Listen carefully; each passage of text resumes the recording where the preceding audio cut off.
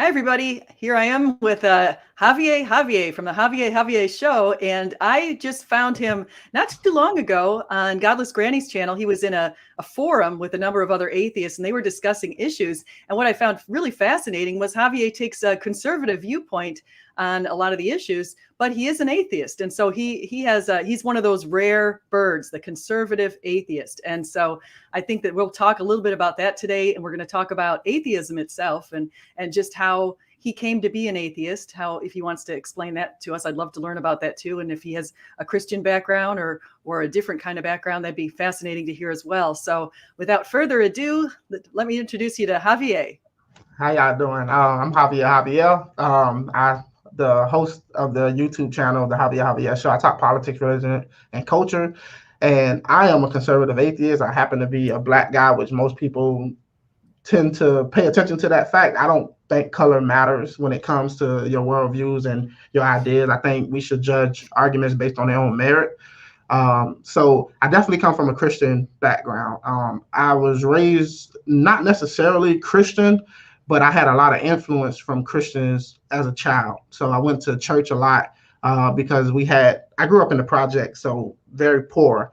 And the church bus would come around the neighborhood and pick up kids who wanted to go to church. And I happened to be like the only one child that in the neighborhood who actually was interested in what they were teaching at church. Everyone else went to get food. So I took religion very seriously at a very young age. And I was trying to convert my friends and family members to believe in God. And I'm maybe like 8, 9 years old at this time. And I will say that I lost the whole religion aspect of my life as people kept putting me down more and more about believing in God and trying to get them to live right. So being a young child, you actually really that affects you because your peer pressure around you. So a lot of my peers would just get mad at me. They didn't want me around because I was always talking about God and I was trying to get them to read the Bible with me. So that was kind of like my early introduction into Christianity. Yeah, that's fascinating. So, and I really like that story that you just shared, because that's eye-opening as well, that you started off actually trying to convince people. So then what turned the tables? You said people were convincing you, were trying to push back against you. So yeah. Did that turn the tables, or was it something else? It wasn't that. I fell out of the church because, like I said, my peers were pressuring me to leave it alone, stop going, stop reading. When you're a kid and you live in that type of environment, all you got is the friend that you grew up with and go to school with. And for the most part, my mom and dad were divorced and he wasn't around that much. I only saw him every other weekend. So I wanted to be accepted by my peers. So I allowed that to pull me away from the church and pull me away from reading the Bible and things of that sort. And I went down a path of crime. I got involved with the bad crowd. I started committing crimes. And that basically led me to, at the age of 15, being incarcerated. And I got locked up in juvenile for an armed robbery charge and drug possession, facing 10 to 20 years. And Wow. yeah, so my mom called me the same night I got locked up, and she was crying and she was so upset because I had been arrested a few times before, put on probation, and I just couldn't get my life together. My big brother was already in prison. When I was 12, he got locked up.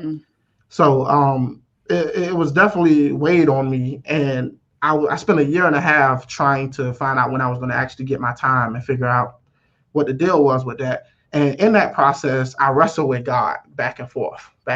So being incarcerated comes with you have to prove yourself because people are always testing you, always trying to see if you are going to be an easy target. So I took on the persona of a gangster and I did what I had to do. But while I was doing that, I was still trying to get my life right with God. And I was doing things that I shouldn't have been doing in there. And then I would get bad news from my lawyer. And I would try to change my mind up and say, okay, God, let me get back into it. Let me get serious, start reading my Bible and so forth. And then I would get some good news from my lawyer. So I was definitely, at the time, wrestling, just like Abraham wrestled with God. And what ended up happening is after a year and 6 months, I was offered a plea deal for taking 10 years, do 7.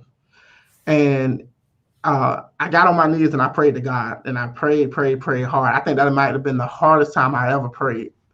And my answer came 2 days later when my lawyer came to me and said the judge agreed to give me a hearing and make a case for myself why I shouldn't receive 10 years in prison. So that was definitely a revelation to me. He came through, he was there, he was on my side. And I was like, okay, now this is the chance that I have to make things right. I went to court. My family, friends, even people from the old churches that I went to showed up to actually argue on my behalf. But nobody said anything that the judge cared about. And the last person to get up and speak was my father. And my father's a Christian man. He's always been a Christian. He make gospel music. He plays at different churches. He's always been heavily in the church. And he got up there and he spoke to the judge, and he took responsibility for the things that I did. He said that it was his fault that his son was out there committing crimes when he should have been watching his son, making sure that his son was in the house safe and not out looking to victimize other people. And that was the judge tried to stop my father and tell him that it wasn't his fault that I decided to do something wrong. But my father said, if it's not my fault, then whose is it? Because a parent's job is to raise their children to be productive citizens in society. And this also plays into my conservative values. So this is why I'm actually explaining this. So the judge actually took my father's words to heart and decided that he was going to give me a lesser plea, 5 years in juvenile detention center, time served. So I ended up serving 5 years. And while I was serving those 5 years, I became heavily religious, on the verge of being a fanatic. I read the Bible every single day, every single night. I could not go to sleep without reading at least one page of the Bible. I ended up reading the Bible 4 times, front to back, page by page. And while I was studying the Bible, I was also going to church. There was a chaplain who was actually a theologian professor at the university where I was locked up at. He was teaching me Greek. He was teaching me the Hebrew translations, explaining to me what the Bible meant and all of these things. So that's how I really got into the deep knowledge side of religion. And I was so committed to Christianity that I was going around the jailhouse telling other people of other faiths that they couldn't practice their faith on the dorm that I was on because we only worship God and Jesus on this side. So that's how serious I was. And I took the Bible, I took a more literal approach to the Bible at that time. I read passages like, people prayed so hard that the earth beneath them shook. And that's the path that I was actually trying to awaken in myself. I wanted to be such a warrior for God that God would, reveal himself to all the people around me. But it led me to a path of atheism because the more I studied and the more I learned about God, because my favorite passage in the Bible was, seek ye the kingdom of God and all these things shall be added unto you. And I was really dedicated to learning as much about God as I possibly could to be the best servant that I could. And the more and more I learned, the more and more I lost my faith. And I wrestled with it over and over because I wasn't asking to be an atheist. I didn't even know what an atheist was. I believed everybody believed in God at that time. And so as I started to doubt these things, I would go to the churches and I would go to the pastors and I would ask them questions. And a lot of pastors would either say, they would try to explain it, but I didn't feel satisfied with the answer, or they would tell me just to have faith and stop questioning God. So I ended up getting out, and I kind of was on pause with God at the moment. I didn't know where I kind of fit in. And I got a job and I started working. I came across a young girl that I knew from my past, and she invited me to her church.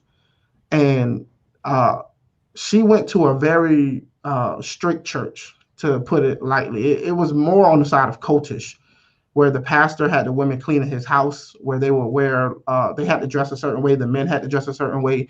If you wasn't at work, if you didn't have anything important to do, you should be at church. They had church every single day of the week. So I got really heavy into that because that, to me, this was my last attempt to find God, to reaffirm my faith in God, because I didn't want to lose my faith. And things didn't go too well at that church. Eventually, me and the pastor had a falling out because I got a job at the bowling alley and they serve liquor, and you're not allowed to work at anywhere where they serve alcohol. And I needed the job at the time.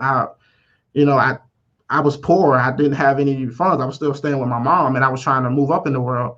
And my father, he was a Christian as well, but he told me that I should leave the church. He was saying that that wasn't the type of church I should be attending. So I was going between the pastor and my father. And the pastor decided one day that he was going to get up on the pulpit and in front of the whole congregation, he was going to call me out in front of everybody. And he went up there and he went after my father. He talked about me being disobedient, not listening to God's messenger.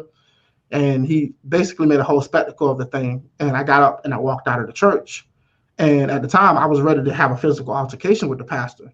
And the girl that invited me to the church came out there and calmed me down. And I left. And at that moment, I decided, okay, well, no more church. If I'm going to find an answer, I'm going to find it on my own. And I'll have conversations with people. And I started doing my research. I started looking into Christians giving lectures and stuff like that. And I ended up coming across atheist versus Christian debates and Muslim debates. And I started seeing Christopher Hitchens and Sam Harris's and people of that sort debating theologians like what's his name? William Lane Craig. William Lane Craig and so forth of that. And in my mind at the time, it felt to me that the atheists were winning the debates. And I didn't know atheism existed. I didn't know what it was. And I was just like, I agree with these people. These people are saying things that I've been feeling and questioning, and I haven't had any answers to it. And that's when I realized that I no longer believed in God. And it took me down a path of, I ended up going to churches and I ended up debating pastors and trying to, have debates in front of the whole congregation. I got banned from churches after churches after churches. People didn't want to speak to me in public no more. I was like, they had pictures of me hanging up in church. Don't engage with this person if you see them in public. No. Definitely. So, and the atheism led me into politics because I was never political. As I was a kid, nobody talked about politics growing up. I knew nothing about politics, and I started meeting atheists in the real world, and they were trying to get me involved politically. They started trying to get me to go to this rally and to support these ideas. And it just, the liberal ideology wasn't convincing to me. It made no sense to me at all.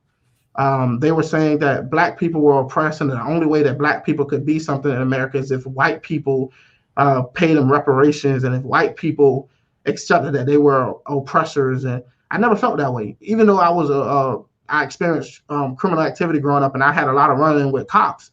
I never once felt discriminated against. I maybe have been racially profiled once, but most of the things that I got arrested for was stuff that I did that I was actually guilty of. And it just made no sense. All of the friends that I knew, the families that I knew who got involved with the police were actually committing crimes or making decisions that would put them in that position. And okay, doesn't make any sense to me. So I decided, all right, I'm going to do my own research. I'm going to start looking into politics myself and figure out what I believe and what I don't believe. And the more and more I studied studied politics, I came out on the other end, a conservative. The conservative ideology made more sense to me. Small government, the supporting the Second Amendment, freedom of speech, all of these things made sense. And I started discovering a lot of conservatives who had the right message. Thomas Sowell, most of all, convinced me that the liberal ideology just wasn't sufficient enough to actually help anybody, let alone the Black community. And here I am, an atheist and also a conservative. And over the years, I've been talking to people about these ideas, and people kept telling me, start a YouTube channel, start a podcast. And I never believed that would be me, somebody speaking on camera to other people. And I decided to give it a shot, and it's been working out so far. Oh, that's great. There's so many things I need to ask you. It's like, where to begin? What a fascinating story.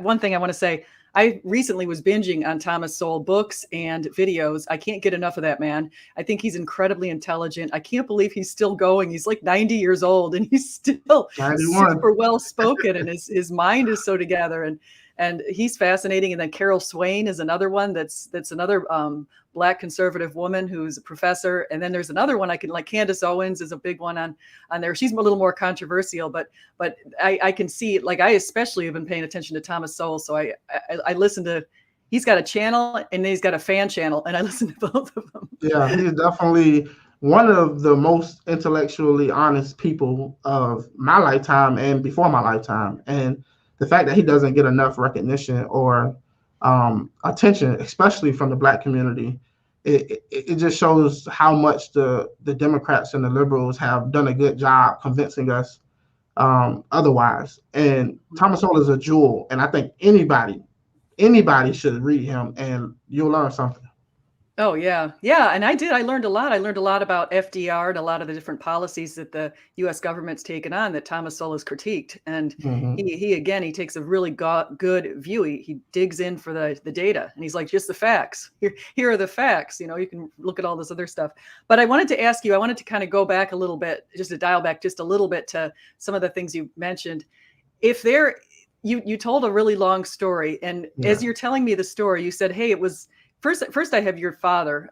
Sounds like I would tremendously admire him, and I agree with him that you should definitely have left that one church. Jesus turned water into wine.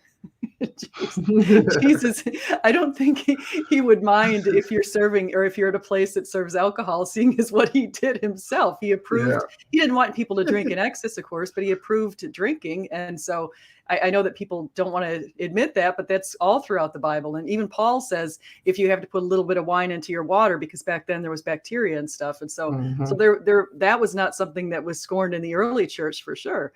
But the other thing that you mentioned, you said, going back to your dad, the fact that he did what he did when he got up there in the court and he said, I'm going to take the fault. It just totally reminds me of what Jesus did on the cross, where he says, I'm going to take in all of your sins on me. And so your dad is sort of very Jesus-like in that way. He's definitely showing his Christian side. And so I think that when you said, I know what I did was my fault, then all of a sudden I get this picture in my mind of the thief on the cross next to Jesus, who just kind of said, wait a second, to the other thief. He said, wait a second, what we've done is our fault. We're here because we deserve it. This guy, he doesn't deserve it. And so, and then he said, show me your kingdom. And Jesus just right then and there forgave everything that guy did. And next thing you know, he's going to be in paradise with him. And so I think that your background is, okay, let me ask you this. If you had to pick a parable and I know since you know the Bible so well and you've read it 4 times, if you had to pick a parable that could describe you or could describe an experience that you've had, which one would make the most sense? I think it was, I think Jesus told a parable about I think it was a homeless man who was on the side of the road. It might be the Good Samaritan who, and people passed him and nobody would actually help that guy. And the Samaritan came along and he actually decided that he was going to help that person. And the reason I think that parable applies the most to my experience is because all it takes is one person to decide to do the right thing and to look out for somebody. You never know what that potential you just created. I was a lost kid. I was somebody who went down the wrong path. And if you saw me now, you would never imagine seeing that kid back then and realizing what I could become. And there are people in my life who decided to come along and do the right thing after so many people gave up on me and passed up on me. And it was something about that story in the Bible that really resonated with me, because I believe in individuals helping other individuals, not because they have an obligation, but because people make the choice and we choose every single day to do the right thing. And every day after that, I've been choosing to do the right thing, making a choice. And maybe I'll be that one person, that Good Samaritan, who helped that one person, and who knows what it'll come of it. But it's not an obligation, but it's the right thing to do. Yeah, no, I love that story and and I think it also, as you're telling me that, it reminds me of the experiences that you've had with some of these different pastors who either refuse to answer your questions properly or just kind of put you off. And I think that Jesus was the harshest on the Pharisees, and that's the reason he told that story in the first place. Is he's like, you're supposed to be one way and you're just a bunch of hypocrites. You walk by the guy who's suffering and you don't help him out. And so I see that, unfortunately, I think you probably, I'm sure some of those pastors you were encountering were hypocritical themselves. So I can see how you relate to that story so well. Yeah, it's definitely a good thing having a father who is a Christian. And the thing that I realized the most, having a father in your life is very vital. But the thing I also noticed is when I first became an atheist, when I first recognized that I was an atheist, I wanted to destroy religion. I wanted to get rid of Christianity, Islam, Judaism. I wanted to eradicate the world of religion. I thought religion had lied to me and poisoned me. And I spent hours and hours and hours talking to my father. And this is a guy who's very religious. And the more I talked to him, the more I realized, no, religion is not the problem. Christianity is not the problem. It has nothing to do with what the Bible says or the Quran says. There are bad people who take anything and make it bad. There are always going to be bad people who will spin anything and make it worse. So it's not the book itself that's the problem. It's not Christianity. I don't go out to try to stop people from being Christians or to turn somebody into an atheist. That's never my goal. I take the approach of, hey, you have a belief. I lack the belief that you have. If we want to have a conversation, let's have a good faith conversation and see maybe one of us can learn something from each other. And that's the approach that I take with anybody that I talk to when I bring them on my show. It's about what information do you have that I might be missing? And if you could teach me something, I'm willing to learn. And I'll question you and you'll question me back. And we'll have a conversation as two respectable human beings. And a lot of times I see the atheist community, there are a lot of people within the atheist community who are trying to tear down other people for believing in God. And I'm just not arrogant enough to even claim if there's a God or not. I don't, to me personally, I don't feel like I'm intelligent enough to make that claim. There very well could be a God. I just yet to find anything yet to convince me at this moment that God is real. I listened to your story and I kind of feel like your dad just gave me some good reasoning for Christianity, just listening to a story like that, because I think that that's wonderful that that his influence on you has been so positive. Because I think, like you said, a lot of people don't have that. And a lot of people aren't raised with both parents. And so the fact that even if they were divorced, you were still getting this positive influence from your dad, I think that's wonderful that he still stays in your life. And I think that's fast. He tells me all the time. If it wasn't for God, I would not have been the father that I've been to you. And I actually believe him. I'm not saying that Christianity hasn't had that amount of influence on his life to make him the person he is. He's been a great father, especially given the circumstances. But he's definitely always been there for me, even when I wouldn't listen to him. If I would have listened to my father, I would have been much better off in life. But there's no doubt that Christianity has had a major influence on the type of father he is. And I have to wrestle with that every single day. And I even, my dad told me, he said, pray to God and ask God to just reveal himself to you. I had no problem doing that. And I've done it. I just, at this moment, I feel like I've not had that revelation. If you had to guess which parables I would have picked to describe you, which two do you think? Because I bet your dad has I'll bet you that they're in line with what your dad is thinking. Oh, well, I know for sure. Maybe one is the son that went away and got lost into the world. Yes. Dang, you're good.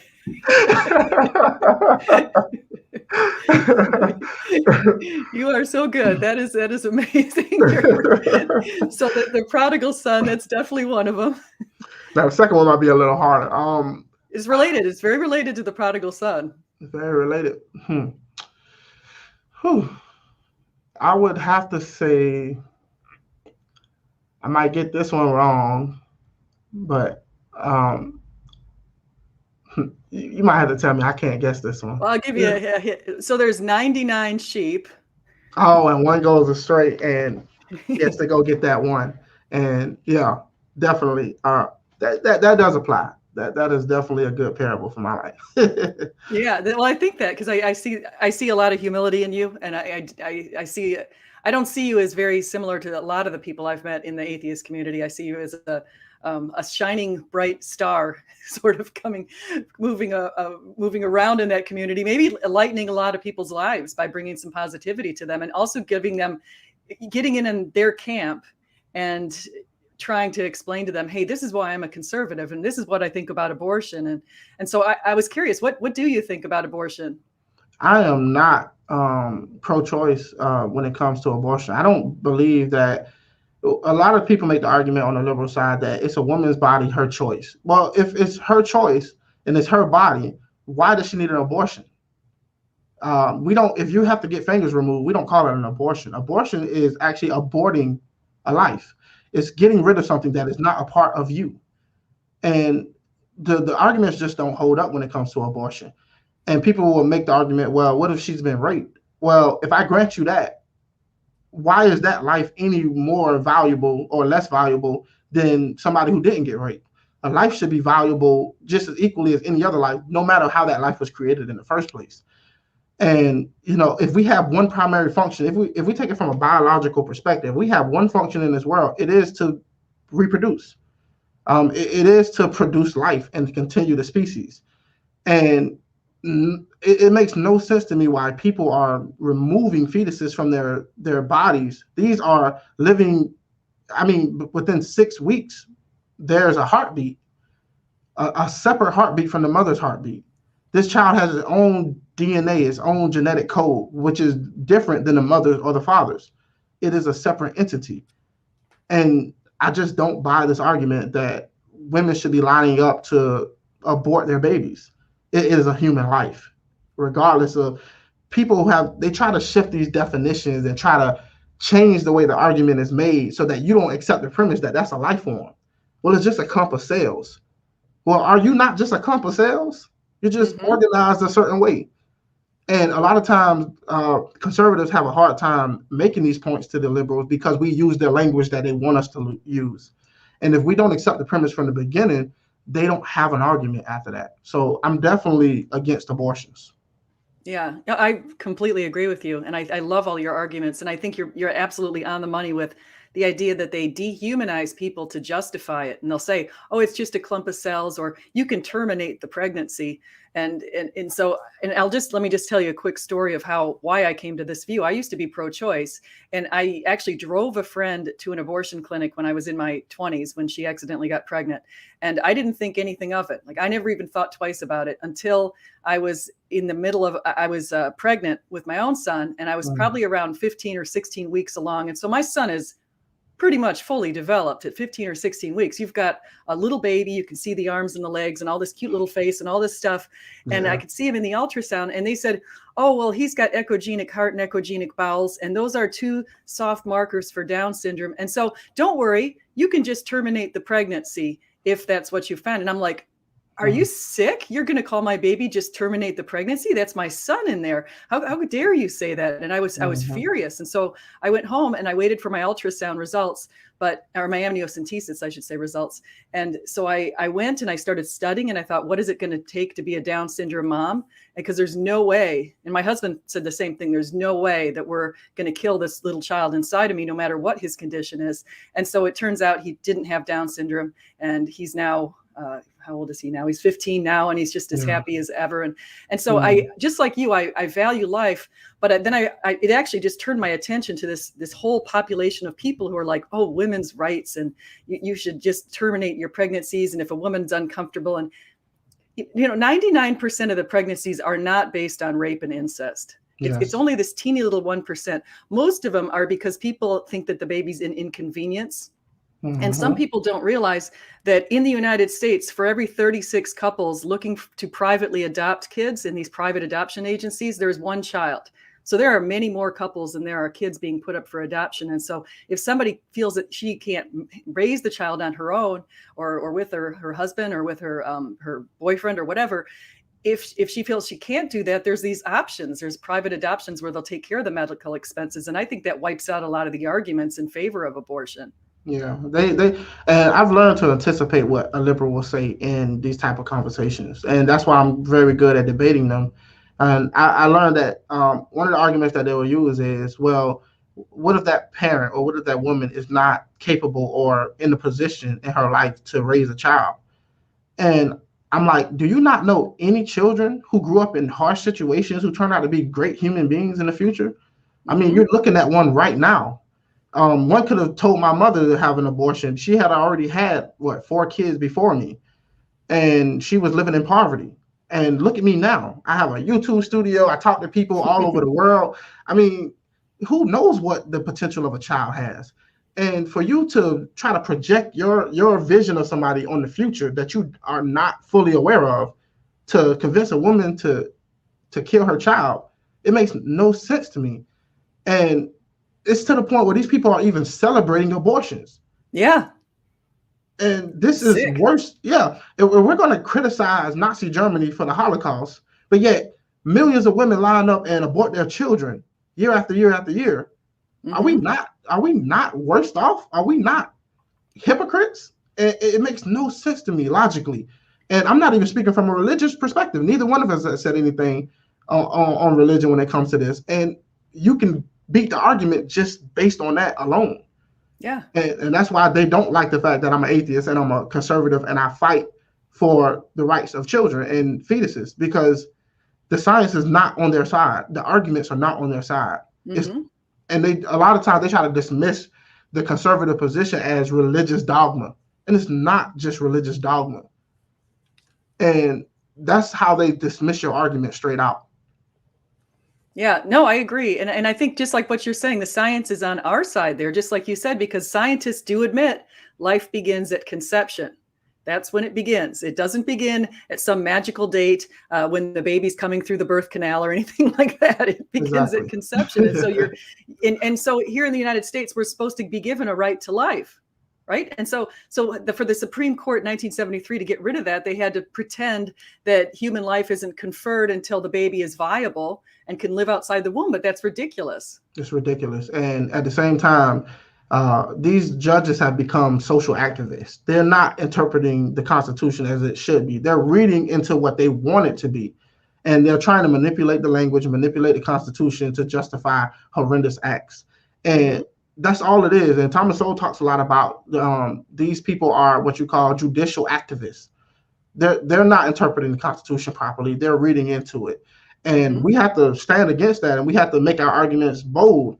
And I've yet to meet anybody who stands for abortion who can give me a great answer on why they support abortions. No argument holds water. None of them stand up. I couldn't agree with you more. And you know what? I don't know if you know this, Javier, but I found this fascinating. Apparently, right around the same time Roe v. Wade passed in 1973, they passed laws protecting unborn eagle eggs, right? Eagle eggs and turtle eggs. And at one point, I forget which one is not endangered anymore, but one of them was taken off the endangered list. So eagles and turtles have more rights than human beings. It's so like backwards. You can go to prison and be heavily fined for killing an eagle egg or a turtle egg. But if you kill a human baby, oh, that's fine. And even some people are so sick, they're talking about killing the human baby in third trimester. And even Kamala Harris, she wasn't against infanticide. She didn't vote to say that infanticide's wrong, killing the baby once he or she comes out of the birth canal. I mean, it's disgusting. Yeah, it definitely is. And these are the same people who claim to be fighting for the rights of minorities. Yeah, they encourage minorities to kill their young. You can't fight for a life if it doesn't exist, if you get rid of it before it even had a chance. And I think that this is one of the issues. A lot of people think that conservatives only vote for Republicans because of the abortion issue, which I don't think that's necessarily true. That's just one of the issues that we care about. But at the same time, I ask these people when they make the argument that it's not a child, when they say it's not a baby. Well, what happens when somebody kills a woman who happens to be pregnant? They consider that to be a double homicide because we instinctively know that that is another life. And exactly. So, I mean, what else is there to say on the abortion issue? I think we should not be supporting those type of policies in our country. Well, I think you're even on the money on some other things. Is Margaret Sanger she was in favor of eugenics, which is basically, and she just is a really sick woman, and she's the one who started Planned Parenthood. Is why I'm bringing her up. But you have to go back and look at the 60 million babies who've been aborted since 1973, and a lot of those are minorities. Like you're saying, we would have a much more diverse population today if those 60 million people were still with us.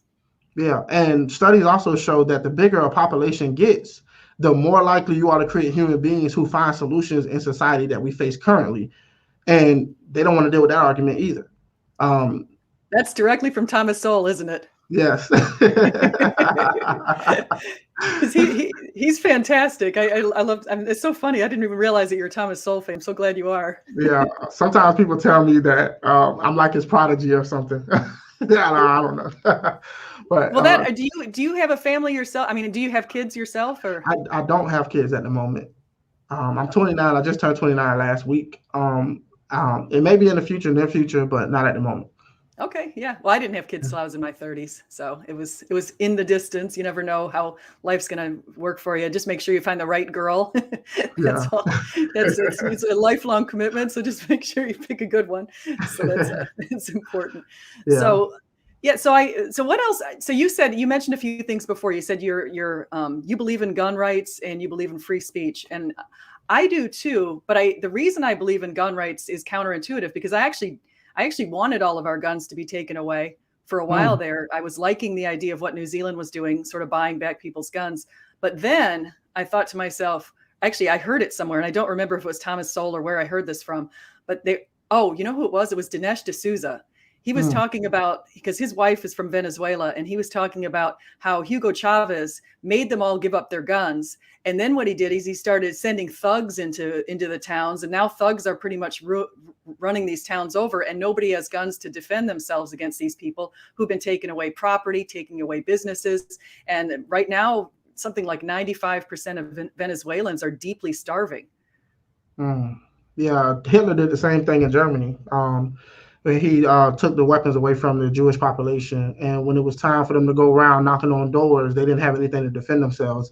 It's a common thing we see throughout history. You don't want to arm population, but one thing that our founders were smart to do is to instill the Second Amendment into the Constitution, because if you have a right to anything, it's a right to protect your own life.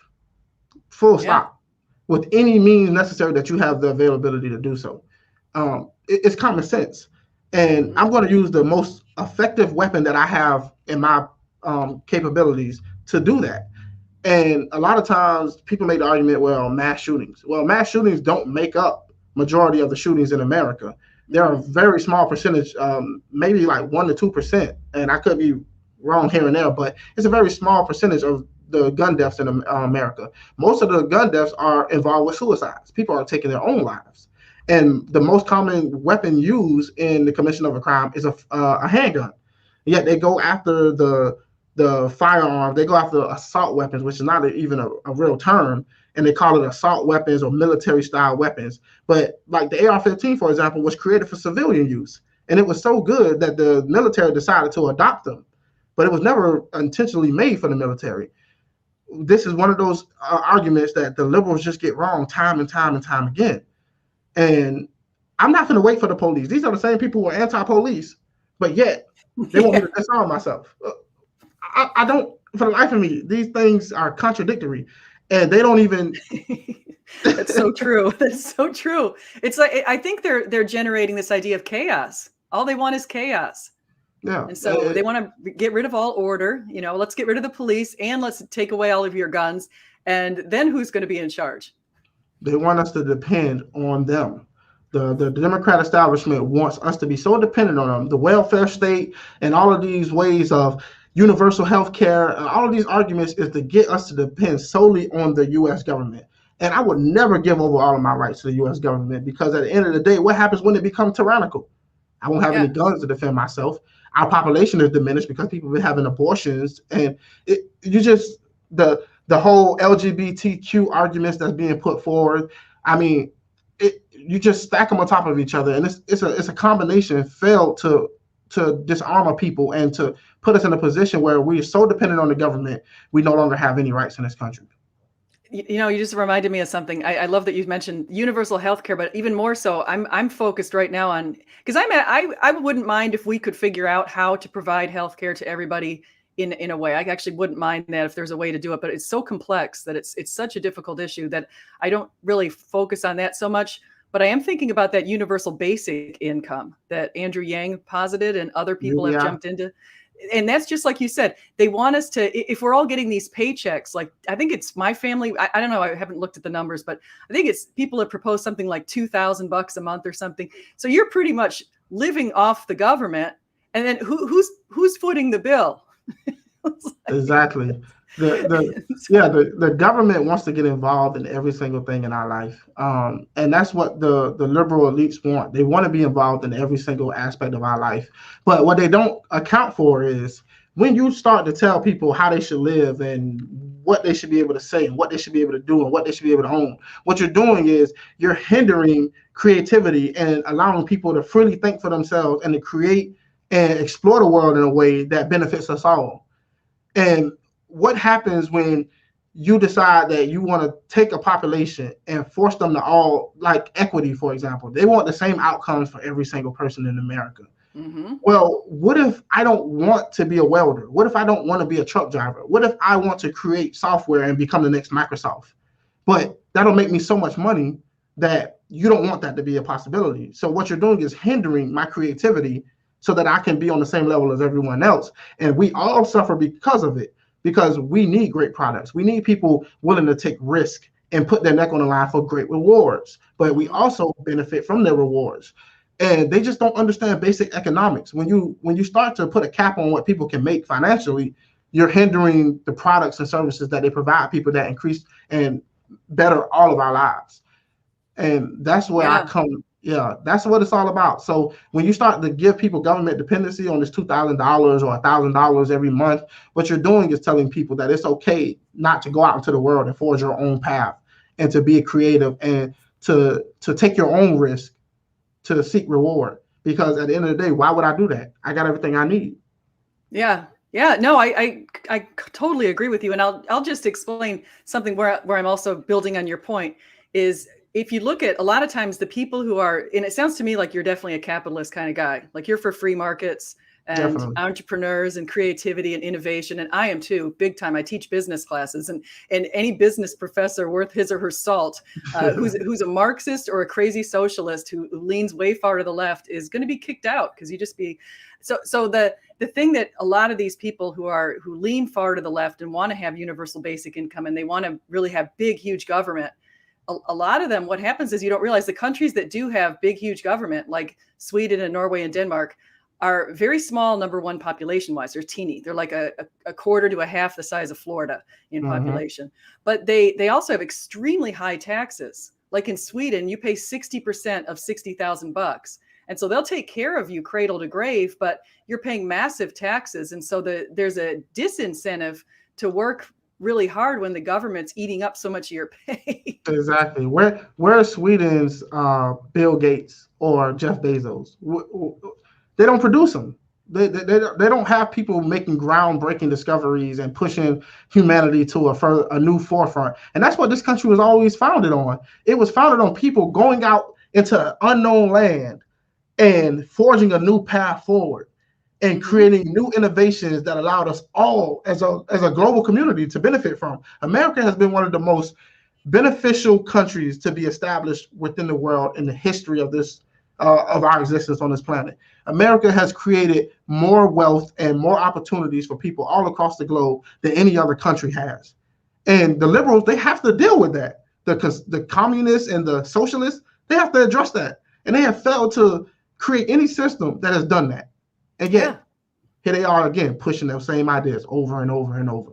Makes no sense. No, it doesn't. It doesn't make sense. And I'm glad that it's interesting. I'm going to talk tomorrow to a guy who's a Native American. He's part Navajo.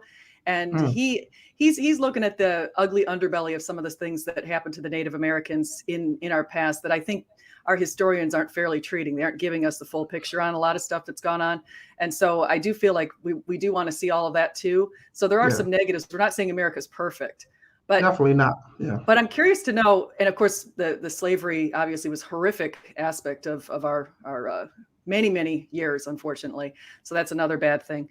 But I'm also wondering if you've thought a little bit about other heroes, because I know you mentioned Thomas Sowell. So who are the people who you think are some of the thought leaders out there today that you might pay attention to, or you might tell, if you had kids, you might tell your kids, hey, you want to read this person or look at that person's YouTube videos or something like that? I definitely recommend Coleman Hughes. Oh, cool. Coleman Hughes is a very insightful one. I would argue Sam Harris as well. Even though we disagree politically, I think he is an honest, genuine voice who's trying to make sense. And he will even speak up against Black Lives Matter and things of that sort, even though we fall on two different political lines. Um, I, I'm really I have a hard time having heroes personally because a lot of times heroes let you down. That's true. Yeah, because I'm a fan of Neil deGrasse Tyson. But Mm, yeah, I just did a video on him, which got a lot of pushback because he failed to answer questions when it came to the transgender issue, and it really just disappointed me. But I would definitely recommend Coleman Hughes. There's Coleon Noor. He's a Second Amendment lawyer, activist. He's definitely on that forefront, very informational. I would definitely recommend anybody who wants to learn about the Second Amendment, learn about your rights in this country, to go check him out as well. Um, and anybody who's in the field of theology or philosophy, even William Lane Craig and people of that sort, I love ideas. And the most important thing you can do in this world is think critically. And we need people willing to ask the right questions, willing to formulate good thoughts, and challenge us on all of these issues, religion, politics, you name it. So definitely go check out some of those people. I highly good. recommend. Yeah. Good. Excellent. I like that you had that long list. Actually, I want to dig into one of those persons. The only one out of that bunch. I'm not familiar with most of those people, but I am familiar with Sam Harris because I read his book Moral Landscape.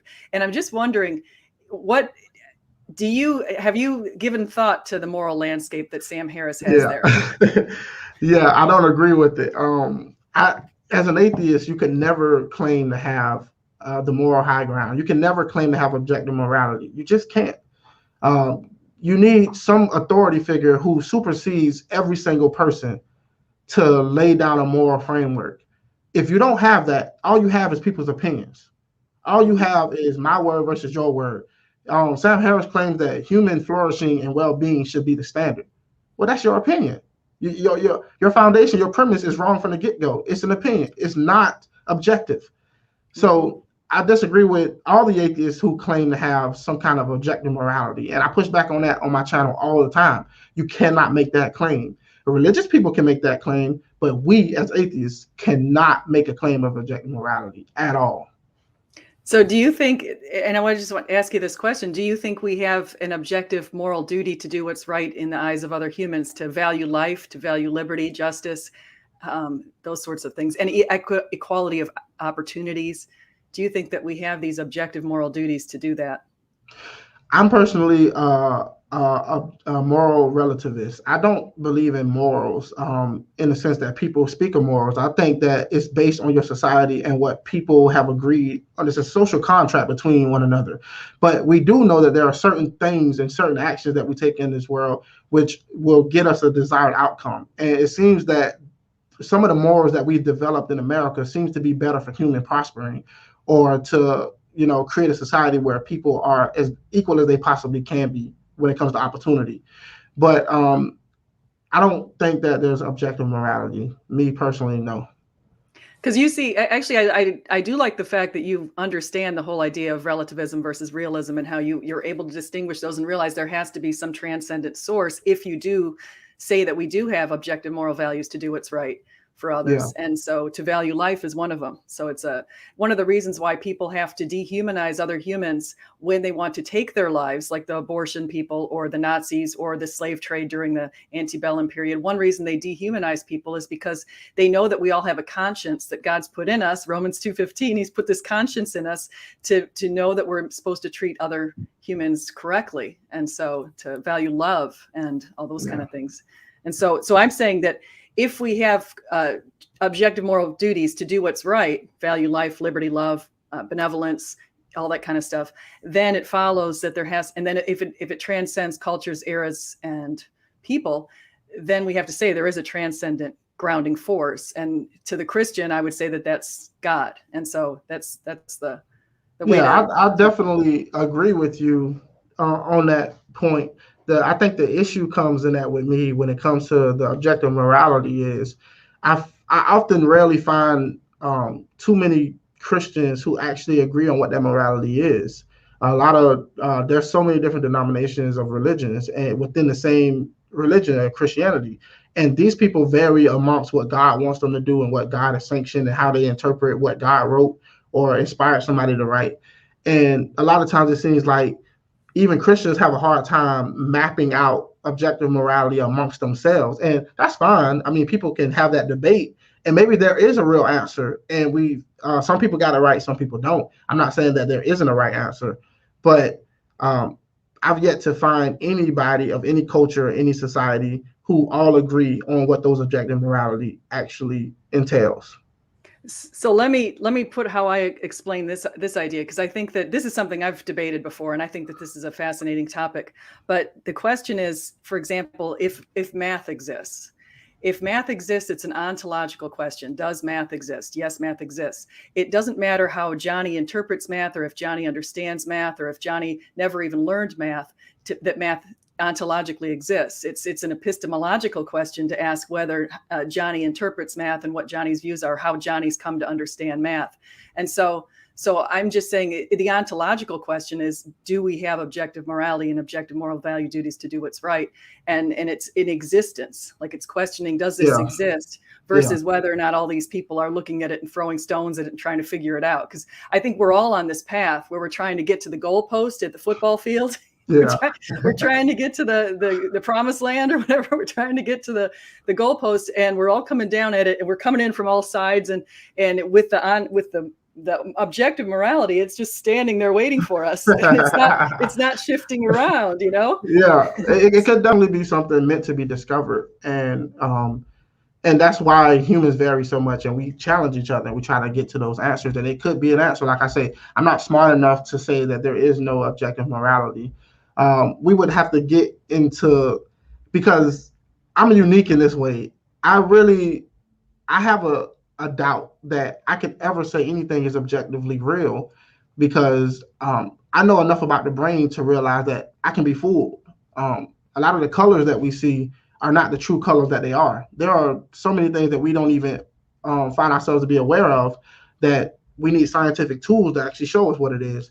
So I don't trust myself enough to know enough about reality to say anything is objective or not. And I think that's where we might disagree at. But like I said, I definitely understand your train of thought there. Like if math exists, then it's objective. It doesn't matter who's interpreting it and who's seeing it.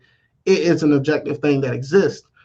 My only pushback on that mindset would be, math is a useful tool that humans have applied to certain facets of the universe in order to understand it.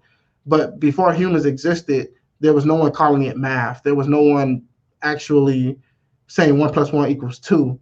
Yes, it exists objectively, but the concept of math is a human invention and how we interpret the world. And it could be false as well.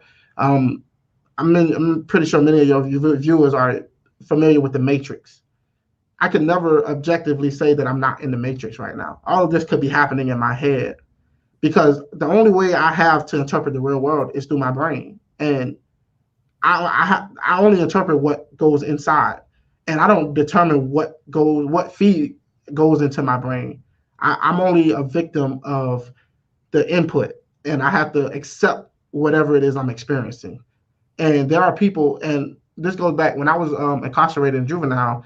I was locked up on a mental health dorm for 3 years, and there were people on that dorm who saw things and heard things that nobody else could see and hear. And you couldn't tell these people that it wasn't real. Everything that they experienced, they believed to be 100% true. And it goes to show that the human mind can be faulty on how we interpret reality. And that's my only caveat when it comes to deciding what's objective and what's not.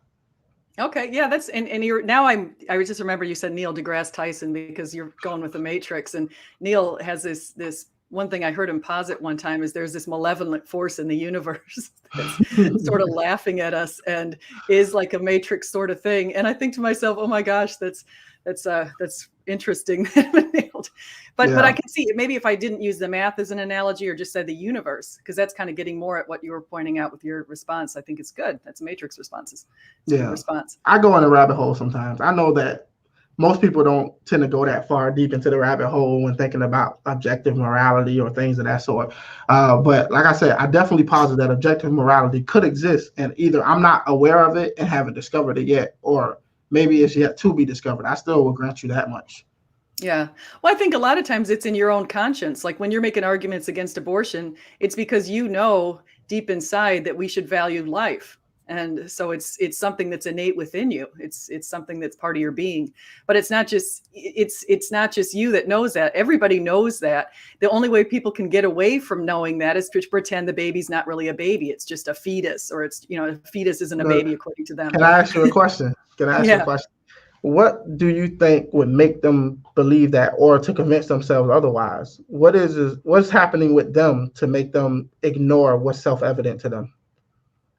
I think a lot of them are going through some mental gymnastics. And so but why would they do that? Like, what would be their reason for doing so? Like, have they been manipulated or controlled by somebody else or told the wrong information?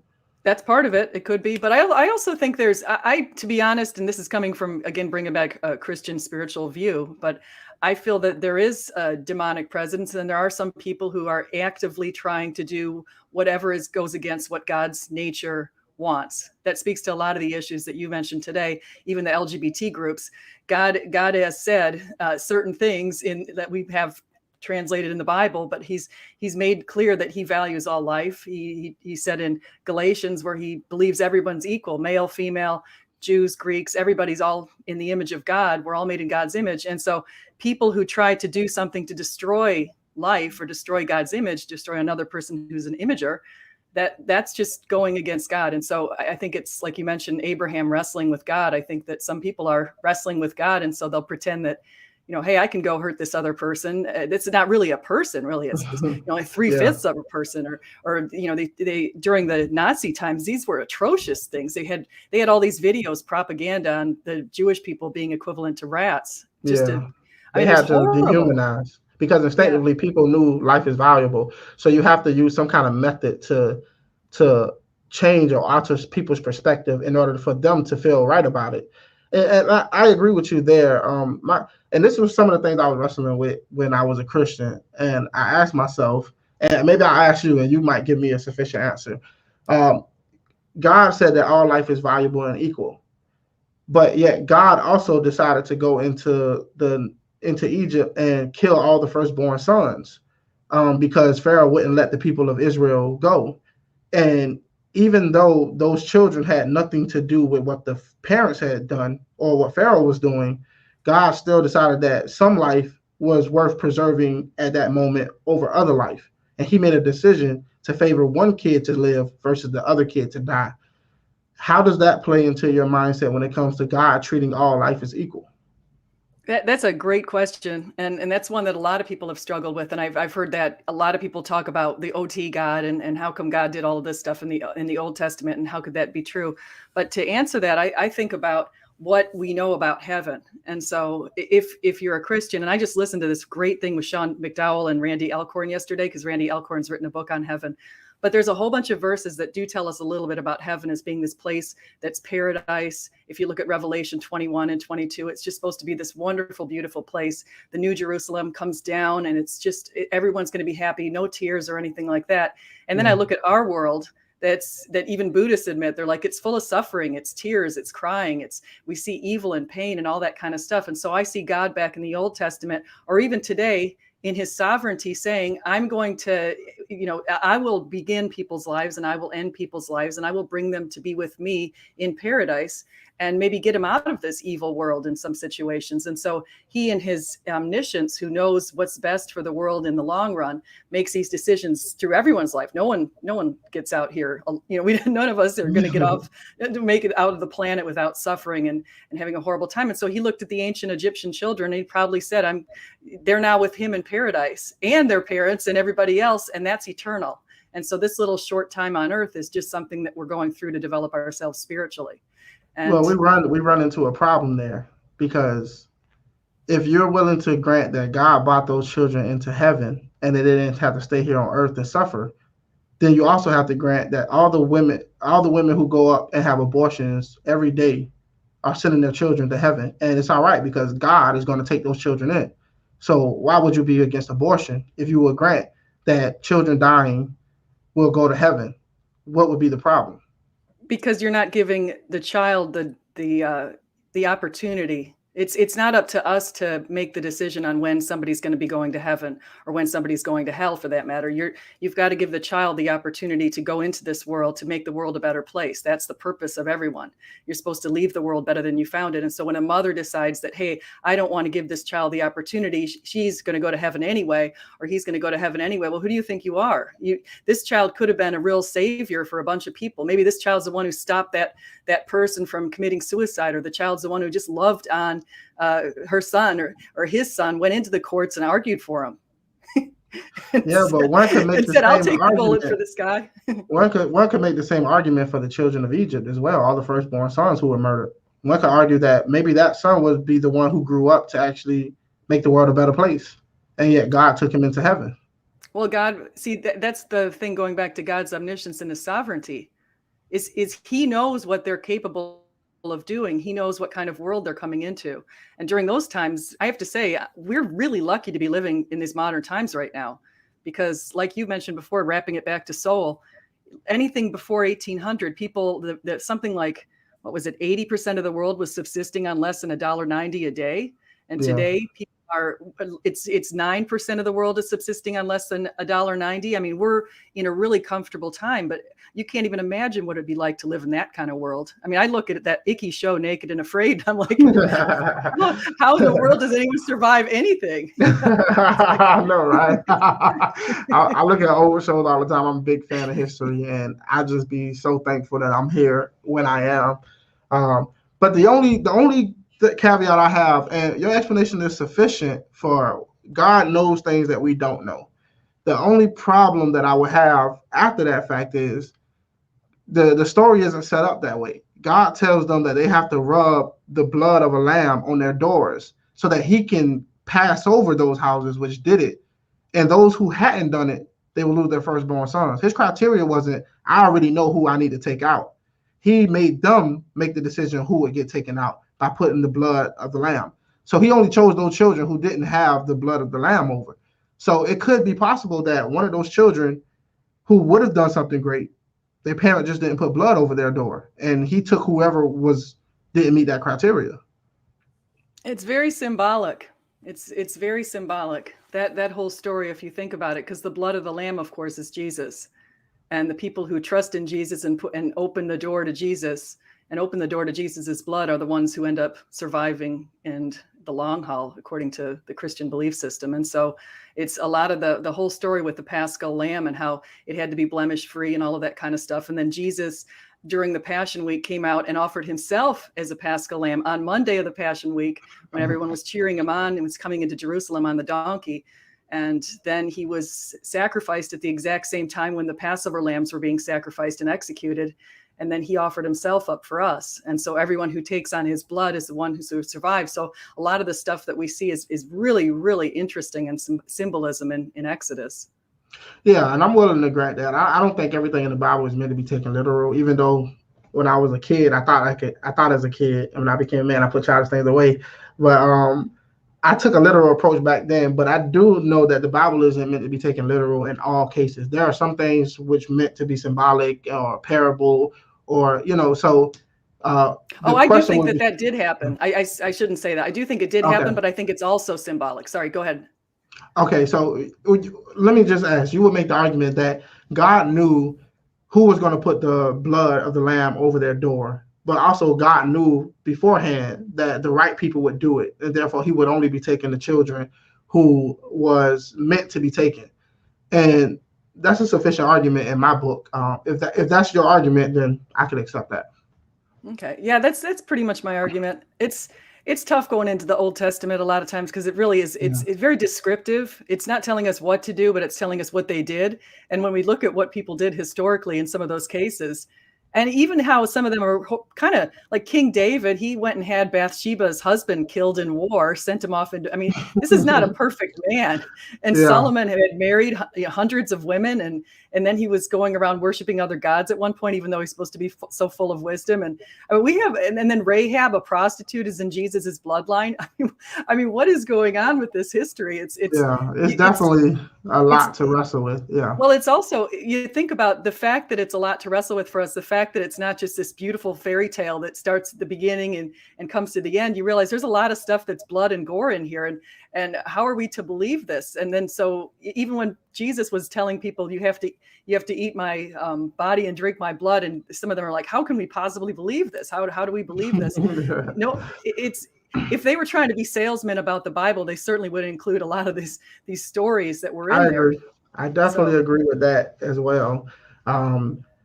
There's a wide variety of things within the Bible that we could go back and forth about all day. And I would think it would be beneficial to everybody, because at the end of the day, if God exists, God wants people to actually take the time to seek him and to actually do the homework and take him seriously. And I would have no dispute about that. Like I say, I'm not smart enough to say there is no God. I'm not arrogant enough to make that claim. A lot of atheists will say, I believe there is no God. I will never make that claim. I just said that yet in my life, I have yet to be convinced enough to believe in a specific God as being the real God. And I'm pretty sure we can have more conversations in the future about different subjects in the Bible. And it would be great. And I think we would enjoy that. I do too. This actually, as I'm noticing, it has been an hour that just flew by. My gosh. And yeah. I would love to, I would even mind like maybe once a month or something, setting something up where we get to, it could be going back and forth on each other's channels or something, but we could talk about the questions that you brought to all those pastors that they didn't want to answer. And then I'll bring up what I think that other people have said, or what I've heard, or what I've read, or maybe even what I've thought that might be some pretty good responses, and vice versa. Maybe I could ask you about some of your atheist beliefs and try to figure all that out, because you are a unique atheist. See, I have a theory. I have a theory about somebody like you. I have a theory as well, but I would love to hear your theory, because a lot of people think that me being an atheist and being in the position that I am currently, that God is using this as a way to reveal himself in the future. Yes. Is that? That's exactly it.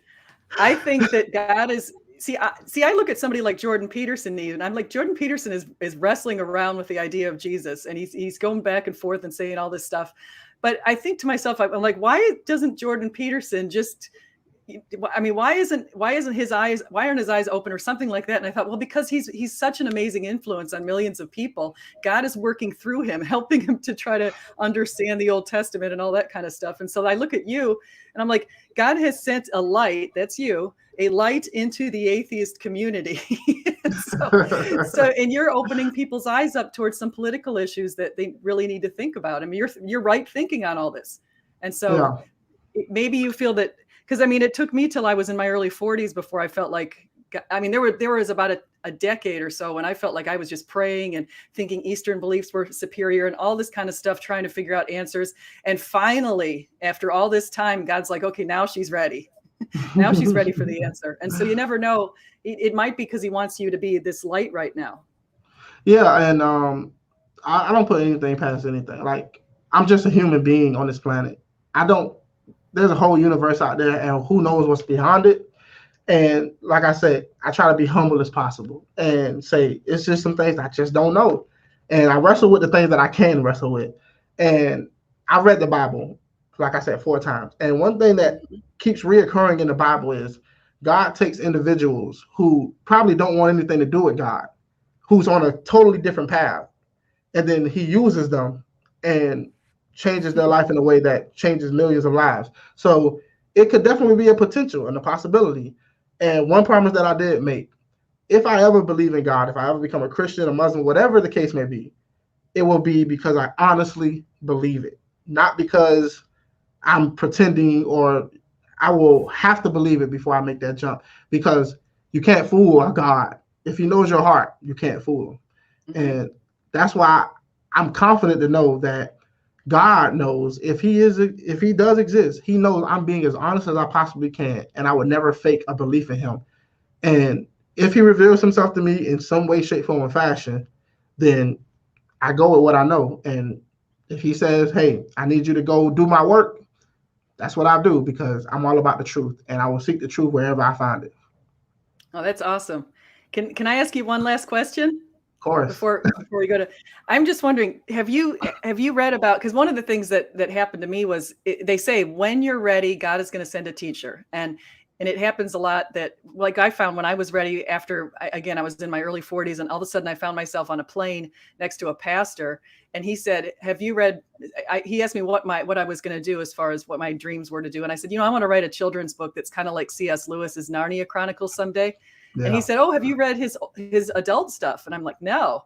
So he told me about The Mere Christianity, Great Divorce, and some other books.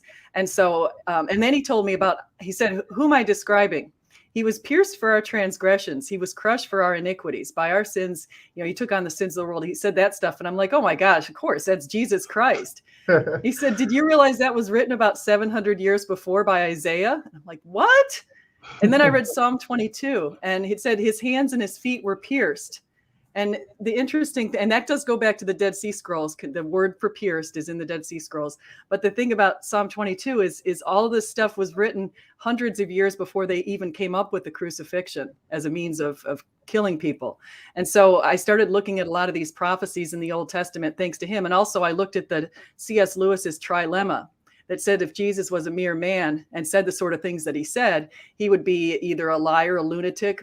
So you've got to make your choice. Either he wasn't his Lord or else he was just a lunatic. And so I read that, and my eyes, just like the scales fell off my eyes. And so those are a couple of things. But the other thing with that particular pastor and the idea on the plane is he asked me point blank, do I believe in Jesus Christ? And do I believe he's my Lord and Savior? And at the time I was really wishy-washy, like super squishy. And I'm like, I wasn't really sure. So I was kind of shaking, and I'm like, yeah, I wasn't totally sure, because I didn't know if his resurrection was true, because I had never even looked into it. And so then I looked at the apostles and what their experience was, and Saul and what Saul's experience was, and how they spent decades worshiping him and preaching for him and laughing in the prisons and singing in the prisons and all that kind of stuff, because they knew that they were following the truth. And it didn't matter that they were being beaten and stoned and beheaded and crucified. It didn't matter. And they spent all those decades.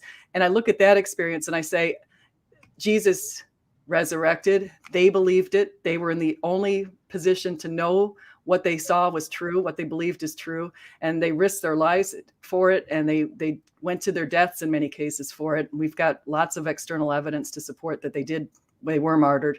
And so I look at something like that, and I just thank the Lord. He's here for all of us. He loves us. He loves you. And Javier, I know that the fact that he put your father and your mother into your life, and those two have been bright lights in your life, and just been going to bat for you left and right. I think that those two are just like another Jesus. So that's all I want to say. Well, you say you had a question, but you gave me a lengthy. Oh, I meant to ask you, have you thought about the early apostles? That's what I meant to ask you. I've done a lot of thinking about them. One thing that I run into is I do believe that a person can be willing to die for something and really genuinely believe something and still be wrong. I mean, the people who flew those planes into the Twin Towers, they were 100% convinced that Allah was their God and that Muhammad was his messenger, and that they were doing the will of the Lord. And that doesn't make Islam any truer. So the fact that people died for something or was 100% convinced of it, doesn't mean that it's true. You can be mistaken or misguided somehow. When it comes to that, I'm not saying these people didn't die. I'm not saying that they didn't give their lives for it, but history is filled with people willing to give their lives for all kinds of causes. People die for communism, socialism, and it's just, I'm not convinced that being able to die for something or really being convinced of something makes it any truer. But their situations were different. It's not like the guys who flew the planes into the World Trade Center said that they saw Jesus Christ. He appeared before them over a period of 40 days. He ate with them. All those kind of things happened. This is a totally unique experience to these people. It wasn't it's not equatable to somebody believing in Allah, because no one's seen Allah. Allah has not appeared to anybody according to the Muslim Quran. And so this is Jesus who appeared to these people, and they were in hiding in many cases, embarrassingly so. And so if you think about that and maybe go back and look at some of that stuff and then ask God to open your eyes, I mean, I don't know if you really want him to, because sometimes it's kind of scary when he does. I get that there are people who will deny experiences. I don't ever deny people's experience. Like, if God came to me and he had a conversation with me, or an angel, it doesn't even have to be God. I'm not one to deny anything. Like I said, I care about the truth. And what's more important than the truth, especially if people have souls and you can save them. That's the most important thing in the world. It's more important than any other thing. More important than my next meal. So I would definitely not fight God on that prospect. Like I said, I never wished to be an atheist. It was not something that I wanted. I was fighting for my faith. It was something that left me at some point, and for the life of me, it was not what I was looking for. So I'm not fighting God. I'm not rejecting God in any shape, form, or fashion. And like I said, my father asked me to pray to God and asked him to reveal things to me. And I've asked. I don't have a problem praying. What's the worst that could happen? If God isn't real, well, I just said some words. But if God is real, then he'll hear me and he'll answer my prayer. I'm not against praying or asking God for anything or any. And so it's not that I'm fighting it. When it comes to the apostles and their unique circumstances and situation, a lot of times the people closest to a situation are the worst people to get your information from. People have biases. People want things to be true. People want things to be the way they want it. And a lot of times these people want something so bad that they're willing to convince themselves otherwise. And I'm not saying that's the case. They could have actually witnessed what they saw. And it's definitely a possibility. I'm not saying that these guys were mad and they didn't understand what was going on around them. From what I understand, they were very intelligent people and they knew how to function in the world. There was no evidence that these guys had schizophrenia or suffered from some mass delusion. I'm not making that argument either. It's just unfortunate for me that I live in a day and time where I would never really be able to ask these guys what happened and get a full detailed scenario of what took place. And it's hard for me to trust people that lived so long ago who knew so little about the world and what we actually was dealing with. And that's where my skepticism comes in at. They could be 100% right. But I am not in a position to judge that, honestly, because I live in the time that I live. I don't have the access to the time that they lived in. So I will always lack information. And I guess that's where faith comes in at. You have to have faith in those things which you will never have access to. And I guess the faith aspect is where I run into a lot of the times, having that faith. Yeah. Yeah. No, I agree. It's a shame that they didn't write everything down in a nice handy book that we could all read. But the book has been changed a few times, and people have misinterpreted the book, and people have changed the book. There are so many different interpretations of the Bible, and there are full passages that they had to fill in that we just don't have access to, that was missing. And there are, like, the story of Jesus and them saying he who cast the first stone, he without saying cast the first stone. It's a well-known fact that story itself has been fabricated and were put in later on. It's not that it had been fabricated. It's that they believed it to be true and they added it later on. It just wasn't in the originals. Yeah, so. But how am I supposed to trust these people that I don't know? I don't know their credibility. I haven't had a conversation with these people. And I know from your perspective, it's kind of hard to have the bar set so high. Here I am, an atheist, and I'm asking for all of this information and trying to get all my ducks in the line before I decide to accept God. And I don't think that I need all my answers for every question to believe in a God. But there are certain questions that I need an answer to in order for me to believe in a God. And maybe when we continue conversations in the future, maybe you'll give me an answer that might knock one of those things down. And we'll go from there. But who knows? But I'm honestly telling you right now, I'm still not convinced, even based on the apostles' story. Yeah, no, that's fine. And I think some of your arguments are very valid. And I understand. I can see that you've also read Bart Ehrman. Is that true? Yeah. I just got this book from one of my subscribers. They sent me a book. And I'm always interested in reading books about religion and people who believe. This is The Beginning of Wisdom. Who's that by? This is by Leon R. Cass. Okay. I'm not Yeah, familiar with that one. Beginning of Wisdom, reading Genesis. And the person who sent me this is a Jew. He's Jewish. So I'm always intrigued to learn more about the Bible and religious texts, because if there's some truth there, because there's a lot of truth in the Bible. A lot of people don't want to admit that, who don't believe in Christianity, but there's a lot of truth and wisdom in there that you can gain. And a lot of times atheists hone in on those faults of the Bible and they try to just hyper focus on that. And nobody would realistically do that in the real world. My dad, for example, he's a great guy, but he has many flaws. But I wouldn't pinpoint all the flaws of my father and say he's not my father. That wouldn't make any sense. So you have to take a body of work as a whole and see what it's trying to tell you and what it's trying to portray. And a lot of times people miss the mark with the Bible and they misinterpret it, or they read too much into it, or they're only looking for the negatives and they can't see the positives. So I am trying to take an honest approach to religion as a whole. And look, if you can change my mind, SJ, go for it. No, I know I've been trying to throw a bunch of little nuggets in there. Yeah. I can say the one book that you did point out, and I read the book too. I read Misquoting Jesus by Bart Ehrman.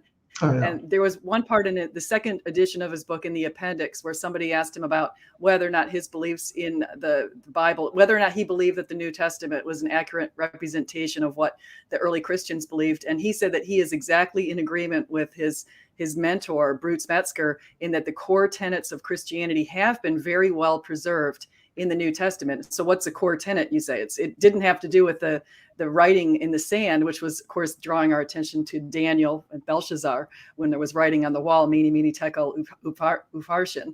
It wasn't just the writing in the sand or the writing on the wall. It was the whole idea of the resurrection. And just look at, I know I agree with you. You say, well, sometimes people's minds, they say like Peter, he really wanted this to be true and all that kind of stuff. Well, didn't Saul? Saul didn't want it to be true. He was marching down and cursing out Christians trying to arrest him. He gets knocked over. So I'm going to pray that you have a Saul-like experience. and I really honestly think if it ever happened, it would be something of that sort. Like I said, I take the good and the bad. So I can't, like you said, I can't look at this one incident and discount the whole Bible. I also have to consider that Saul was not looking to be a servant of Jesus Christ and God. I have to wrestle with that as well. And I'm open for it, because at the end of the day, from what the Bible tells me, God has used people from all different stripes, different places. And who am I to say that he doesn't have a plan for me? Who am I to discount anything based on what I disagree here and there with the Bible? So pray for me. I don't mind if people want to pray for me. Go for it.